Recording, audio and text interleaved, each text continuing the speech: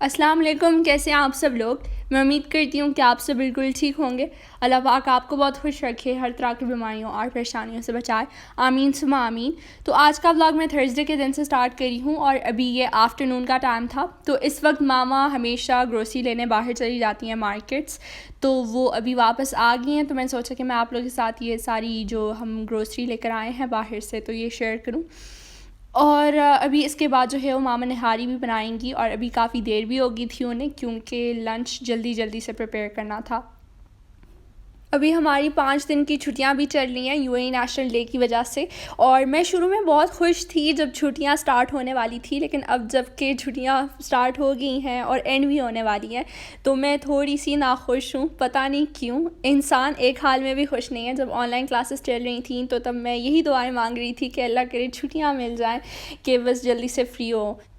और कल का तो पूरा दिन हमने बाहर ही स्पेंड किया। यूएई नेशनल डे था 2 दिसंबर, और इस बार इतना मज़ा नहीं आया हमें। मैंने आगे जाके आप लोग के साथ बहुत सी क्लिप शेयर की हैं। इस बार उतना मज़ा नहीं आया जितना कि लास्ट ईयर्स आता था। और जब से बाबा की छुट्टियां चल रही हैं तो तब से हम लोग जो है वो बाहर जाते हैं, इसलिए मेरा आज का ब्लॉग जो है वो काफ़ी डिले भी हो गया। तो आप सब बहुत मैसेजेस भी कर रहे थे कि अभी तक आपने ब्लॉग अपलोड नहीं किया, तो बस यही रीज़न था। और इसके बाद हम जा रहे हैं किचन में हो रही है निहारी बनाने की तैयारी। वैसे तो आज मामा का प्लान था कि वो भिंडी बनाएंगी, साथ में उन्होंने चिकन को भी बाहर रख दिया था डीफ्रॉस्ट होने के लिए। और कुछ समझ ही नहीं आता कि लंच में क्या बनाया जाए। अगर हम लोग बाहर भी चले जाते हैं तो बाहर भी समझ नहीं आता कि हम क्या लें और किस रेस्टोरेंट से लें। तो पता नहीं आजकल हमारे साथ क्या हो रहा है, कुछ भी समझ नहीं आ रहा कि हम क्या करें। और निहारी तो काफ़ी जल्दी भी बन जाती है, बहुत सिंपल तरीके से मामा बना लेती हैं। तो निहारी की रेसिपी मैं 2 दफ़ा शेयर कर चुकी अपने चैनल पे। एक बार हमने चिकन की निहारी बनाई थी, दूसरी बार बीफ की। और हम अक्सर बीफ की बनाते हैं, लेकिन इस बार मटन पड़ा हुआ था घर में फ्रिज में, तो बस मामा ने सोचा कि आज जो है वो मटन का ही बना लेते हैं। और निहारी के लिए हम तरी ऐसा कुछ नहीं बनाते और ना ही इसमें ज़्यादा ऑयल यूज़ करते हैं, सिर्फ 3 to 4 टेबल स्पून के करीब। और इस बार जो है वो आप लोग को निहारी की लुक थोड़ी सी अजीब लग रही होगी, बीमार टाइप लग रही होगी, क्योंकि हमारा जो कश्मीरी लाल मिर्च पाउडर है तो वो फिनिश हो चुका है। जो हमारा फ्रेंड है तो वो आज घर पे अवेलेबल नहीं था, तो उस दिन मामा ने सारा मसाला बनाया था तो उसी में ही सारा कश्मीरी लाल मिर्च पाउडर यूज़ हो गया। वैसे वो नहीं ऐड किया करती थी, लेकिन इस बार उन्होंने सोचा कि चलो मैं ऐड कर लेती हूँ, देखती हूँ किससे क्या होता है। और सालन का जो कलर है तो वो काफ़ी ब्राइट हो गया। अगर आपको भी ब्राइट कलर चाहिए तो 3 to 4 टेबल स्पून, जो मैं मेजरमेंट आप लोग के साथ शेयर कर चुकी हूँ क्वान्टिटी हर एक मसाले की, तो आप कश्मीरी लाल मिर्च पाउडर भी ऐड कर सकते हैं उसमें। और ये है मामा का न्यू फ़ोन। तो जो पुराना वाला फ़ोन था मामा का तो वो तो अयान ने तोड़ दिया। और वैसे भी जब भी वो उसको देखता था तो यही सोच रहा था कि पता नहीं मामा अपना फ़ोन क्यों नहीं चेंज करी, काफ़ी पुराना हो गया। और अभी तो बहुत लेटेस्ट फ़ोन्स भी आ गए हैं तो मामा को चेंज करना चाहिए। तो उस दिन अरहम और अयान ऐसे ही बैठे हुए थे और मस्ती कर रहे थे, तो एक दूसरे पे उन्होंने जो है वो मामा का फ़ोन फेंक दिया। और जब मामा ने ऑन करने की कोशिश की तो स्क्रीन तो फुल ब्लैक हो चुका था और नोटिफिकेशन सब कुछ आवाज़ें आ रही थी, लेकिन स्क्रीन ब्लैक हो चुका था। तो बस इसलिए मामा ने न्यू फ़ोन ले लिया। हालांकि वो नहीं लेना चाहती थी, लेकिन फिर भी हमने उनको इंसिस्ट किया, ज़बरदस्ती लिया। उनको बिल्कुल भी शौक़ नहीं कि वो अपने लिए लेटेस्ट फ़ोन ले।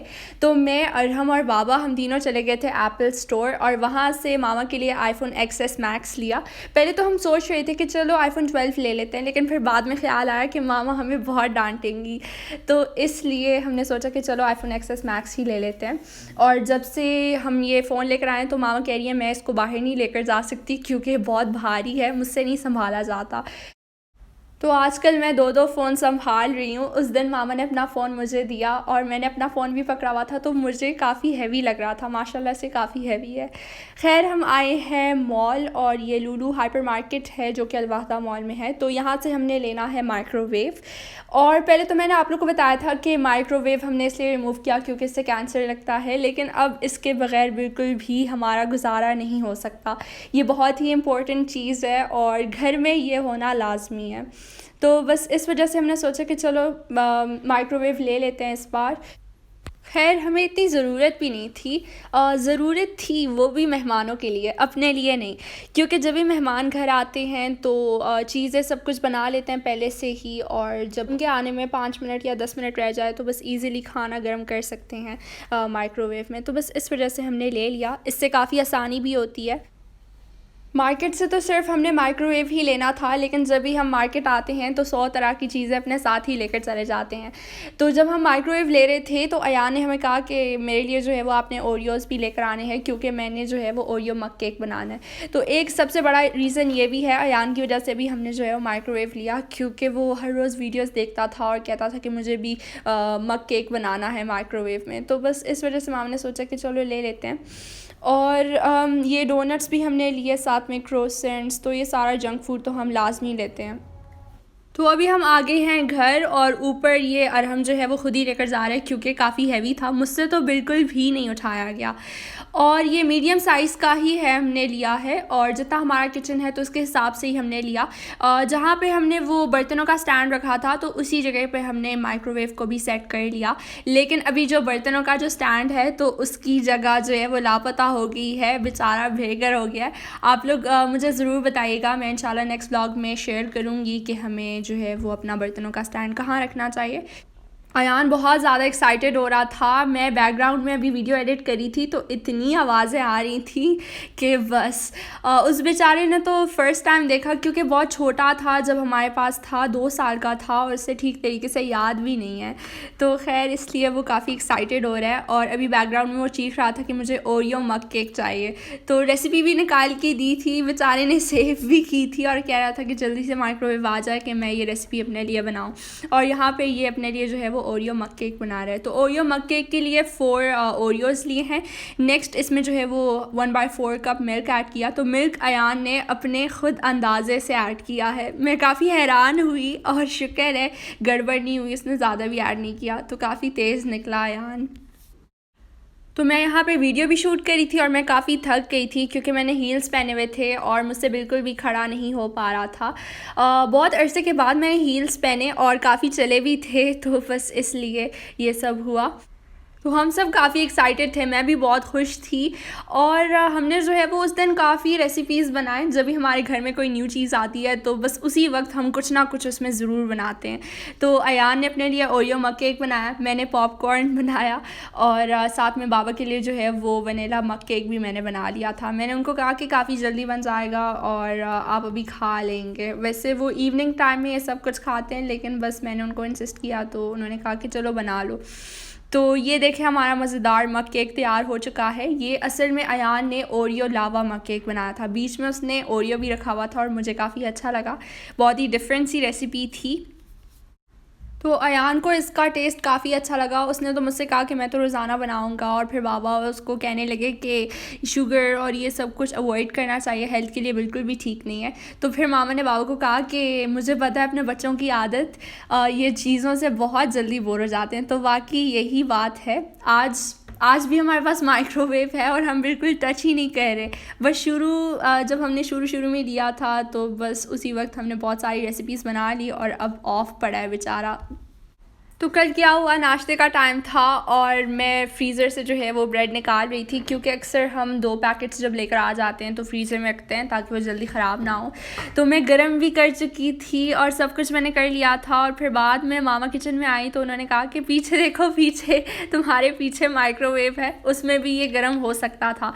तो मैंने उनको कहा कि मैंने अपना काम जो है वो ख़ुद ही बढ़ा दिया, काश मैं इसमें गर्म कर लेती। तो यहाँ पे हो रही है पतीसा बनाने की तैयारी। तो ये पीनट्स का हम पतीसा बना रहे हैं, और ये मुझे काफ़ी पसंद है इसका टेस्ट। बाबा जब भी पाकिस्तान जाते हैं तो मेरे लिए ज़रूर लेकर आते हैं। इस बार तो कोविड की वजह से कोई नहीं जा रहा, तो बस मैंने मामा से कहा, मामा ने कहा कि चलो मैं घर पे ही बना लेती हूँ। तो सबसे पहले तो हमने कच्चे पीनट्स को रोस्ट करना है तकरीबन 5 मिनट्स के लिए, और तब तक के लिए रोस्ट करना है जब इसका छिलका जो है वो ईज़िली रिमूव हो जाए। और आप अगर इसका छिलका ईज़िली रिमूव करना चाहते हैं तो इसे पानी में सोक करके तो फिर पैन में डालें और रोस्ट कर लें। तो यहाँ पे मामा ने बैंगल्स भी पहन लिए हैं। आप सबकी रिक्वेस्ट पे बहुत सारे कमेंट्स आ रहे थे कि आप अपनी मामा से कहें कि बैंगल्स पहना करें, उनके हाथ बहुत प्यारे हैं। तो बस मैंने मामा से कहा और मामा ने सोचा कि अभी पहन लेती हूँ। और वैसे उनके पास गोल्ड के बैंगल्स भी हैं, लेकिन उसमें जो है वो कचरा ईज़िली स्टिक हो जाता है, तो इसलिए वो, हाँ, भारी भी बहुत हैं, तो इसलिए वो नहीं पहनती। और जब बाहर जाना होता है तो कभी कभार पहन लेती है। उनको वैसे भी गोल्ड का इतना शौक़ नहीं है। तो हमने पैन में कुछ गुड़ के पीसेस लिए हैं। तो ये गुड़ जो है वो हम पाकिस्तान से लेकर आए हैं, यहाँ का नहीं पता कि यहाँ पे अगर अवेलेबल हो, हमने पाकिस्तानी शॉप से भी नहीं पता किया। तो खैर गुड़ के पीसेस में जो है वो हमने पानी ऐड किया और इसे अच्छे तरीके से पकाया हल्की आंच पे। और यहाँ पे मामा देख रही हैं कि ये कितना थिक हो चुका है, क्योंकि हमने इसको जो है वो कम्प्लीटली थिक नहीं करना। जब इसकी कंसिस्टेंसी बिल्कुल ऐसी हो जाए तो इसमें 1 टेबलस्पून की करीब बटर शामिल करें और इसे अच्छे तरीके से मिक्स करें। तो बस ये शीरा जो है वो हमारा तैयार हो चुका है, गुड़ का शीरा। अभी मामा ने टेस्ट किया। मामा पानी में ये गुड़ का जो शीरा होता है तो वो डाल के तो चेक करती हैं कि कितना थिक हो चुका है। इसके बाद हमने पीनट्स भी डाल दिए। पीनट्स का छिलका हमने बहुत मुश्किलों से रिमूव किया, बहुत गर्म थे और हमने गरम गरम ही सारे जो है वो रिमूव किए। तो खैर लेट भी हो रहा था क्योंकि इसके बाद हमने जाना था कहीं पे बाहर, और मैंने वीडियो भी बनानी थी। काफ़ी दिन हो गए हैं कि मैंने आप लोग के साथ कोई व्लॉग शेयर नहीं किया, तो बस इस वजह से मैंने मामा को कहा कि पहले मैं वीडियो बना के तो फिर चलते हैं बाहर। तो ये देखें हमारा पतीसा जो है वो तैयार हो चुका है। आज मामा ने फ़र्स्ट टाइम बनाया, वो भी मेरे कहने पे, क्योंकि मैं काफ़ी मिस करी थी पाकिस्तान के पतीसे को। तो इसको जो है वो हमने बटर पेपर पे इस तरीके से स्प्रेड करना है और फिर 10 मिनट्स के लिए रख देना है ताकि ये सख्त हो। और ये देखें 10 मिनट्स के बाद अब हम इसको जो है वो कट करें नाइफ़ से। तो काफ़ी मुश्किलों से हमने कट किया, बहुत सख्त हो गया था।